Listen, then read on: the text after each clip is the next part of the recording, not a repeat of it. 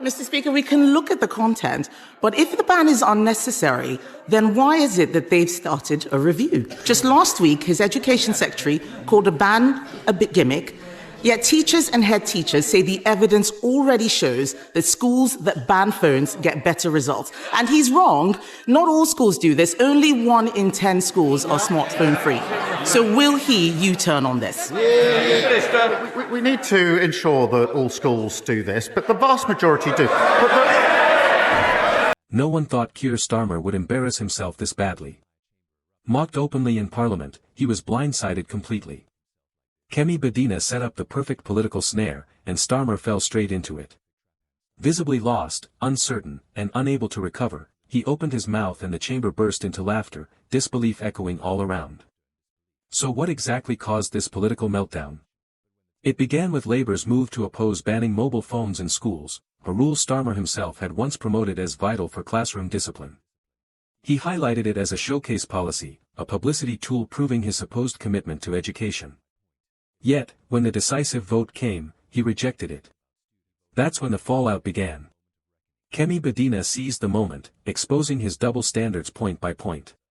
If Starmer truly cares about teachers, if he cares about students, if he wants stronger standards, then why block a basic ban on phones? He had no explanation. This was more than a misstep, it was a live dismantling of his authority, his honesty, his leadership. But first, let's turn to another government minister who is making a mess of her brief, the Education Secretary. Why did Labour MPs vote against banning phones in schools last week? Prime Minister. Because it's completely unnecessary. I've got teenage children. Almost every school bans phones in school. They do it already. We need to concentrate on what's really important here, which is getting to the content that children shouldn't be accessing. That's where I would genuinely like to work across the House, because I think there's a huge amount of work to do. But the battle is not with schools that are already banning phones in school. The battle, and this is an important emerging battle, is to work together to ensure that we can ensure that the content that children are accessing, wherever they are, is... And in doing so, Starmer didn't just make a political blunder. He exposed the underlying weaknesses in Labour's entire approach to education and discipline. This wasn't just a normal parliamentary vote, it was a revealing declaration of where Labour's priorities actually lie. The message was unmistakable: disruptive behaviour, digital addiction, and classroom disorder will remain unchallenged, even when a practical solution is offered. Here's the sequence of events. The Conservative Party, represented in the Commons by Kemi, put forward an amendment to the Children's Wellbeing in Schools Bill. The amendment itself was straightforward but significant: all schools would be required to ban mobile phones during the school day. The purpose wasn't partisan politics, it was about safeguarding young people and restoring authority within classrooms. This was intended as a national response to a worsening crisis. Pupils glued to devices during lessons, breaks, and even exams, using them to cheat, to cyberbully, to access harmful material, or simply to ignore teachers. Yet Labour opposed the measure. Despite mounting evidence, despite overwhelming public backing, Starmer dismissed the ban as unnecessary. And then came the telling moment. The Education Secretary stepped in, and her words exposed exactly how far Labour's stance has drifted from common sense. As you say, we are setting out measures in this landmark piece of legislation that will do a lot more to keep children safe. We have failed as a state far too many children for far too long. It's time that we get on an act. No more words, no more lessons learned. It's time to legislate. It's time to act. It's time to protect children. And making sure we've got clear visibility where children are being home educated is one of a number of very important measures that we'll be setting out today to Parliament. Interestingly, nothing changed. The amendment from the Conservatives, aiming to ban mobile phones in schools, was completely blocked. Every single Labour MP under Starmer's leadership voted against it. But why?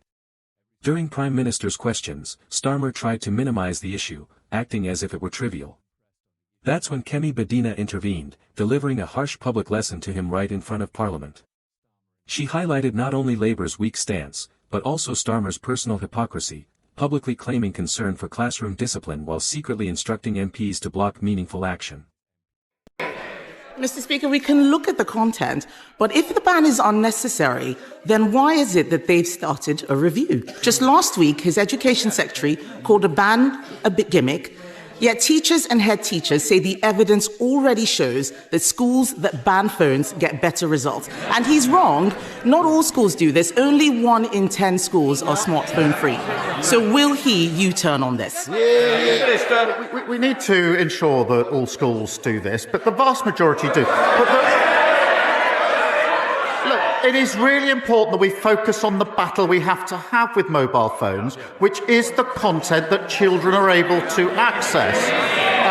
And we need to ensure that that is controlled wherever they are. So it's a question of having the right battle on the right issue, not wasting time on something where almost all schools are already banning mobile. But Starmer's claims crumble when confronted with undeniable facts.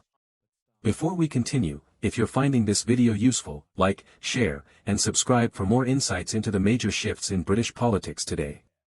Now, let's return to the issue. A policy exchange study found that only 11% of secondary schools fully enforce a mobile phone ban. A separate teacher tap survey confirmed that although many schools claim restrictions, very few implement them consistently during lessons. By contrast, all primary schools ban phones entirely, recognizing the harm these devices cause. Yet, the real problem is in secondary schools, where students are most absorbed by screens. And still, Labour voted to let this crisis persist, ignoring the mounting evidence. Continue. Mr. Speaker, I'm surprised that the Prime Minister would say this. His own government's evidence says that phones disrupt nearly half of GCSE classes every single day. Discipline is the #1 issue in many schools. Under the Conservatives, schools became twice as likely to be good or outstanding after going through our behaviour programme. So why did the Education Secretary... Starmer attempted to avoid the real problem. Instead of confronting the classroom chaos caused by phones, he deflected, blaming alleged errors by the Conservatives. It was a textbook political dodge, shifting responsibility rather than demonstrating any true leadership.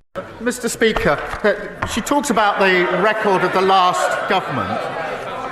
Under their watch, a third of children started school without appropriate level development, and that is not being able to use a knife and fork. A quarter left primary school without the required standard of reading, writing and maths, and 1 in 5 was regularly absent. That's why we're pushing up standards, more information from Ofsted, transparency for parents, more intervention. That's when Kemi Badenoch responded. She directly confronted Starmer for avoiding the core question. Instead of admitting the mistake, he doubled down, insisting that phones themselves weren't the problem. According to him, the real issue was merely what students accessed on them, a startling excuse from a leader who professes concern for both discipline and the quality of education. We need to concentrate on what's really important here, which is getting to the content that children shouldn't be accessing. That's where I would genuinely like to work across the House, because I think there's a huge amount of... This is a textbook political distraction. Shift the focus to an abstract problem to avoid tackling the real one. It's like refusing to ban cigarettes in schools because the true issue is nicotine addiction. That might be accurate, but it doesn't justify letting 13-year-olds smoke in class. The same applies to mobile phones. Until content regulation catches up, which could take years, the only real safeguard is removing devices entirely from classrooms. Yet Starmer won't take that step. He prioritizes appearing clever over being effective. And when under pressure, he faltered badly. As a parent, I say, that's not a defense, it's just deflection. Mr. Speaker, it was Labour that introduced academies. We pushed up standards. And this is not ideological. I'm a parent of 2 teenage children, both of whom go to a state school. So I'm vested in this, and it matters hugely to me. Nothing ideological about it. That is why we're driving up standards, as we always... In a moment meant to appear sincere, Keir Starmer reminded everyone he is a parent.